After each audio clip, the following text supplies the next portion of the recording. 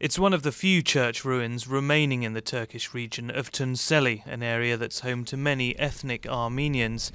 Almost a century ago, these walls supported an Armenian monastery, but virtually all symbols of their culture disappeared with the massacres and deportations of 1915.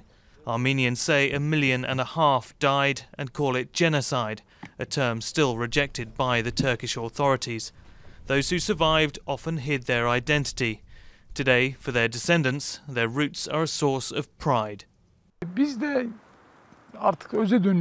We decided that we had to get back to our true nature, that this way of living was not satisfactory, that it was not fair to live with another's identity and another's faith.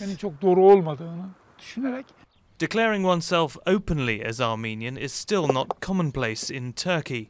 And away from the cities, people say they still suffer discrimination, despite their Turkish names and their conversion to Alevism, an unorthodox form of Islam. Armenians in Istanbul are in a big city. They have their neighbourhoods, their churches. Nobody can do anything to them.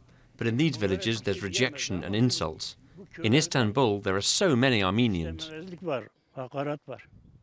But commemorations are about to take place here to mark the events of almost a century ago, encouraging all Armenians to take pride in their identity.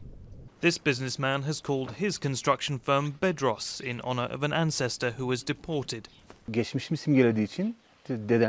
It symbolized my past. My great-grandfather was called Bedros, and I wanted his name to live on. I am against radicalism, and I don't do this through racism or religious extremism, but I don't deny my origins. Everyone knows them. Marking the events of 1915 here will be a small but important step for the Armenians of Tunceli, and may even encourage others to wear their identity with pride.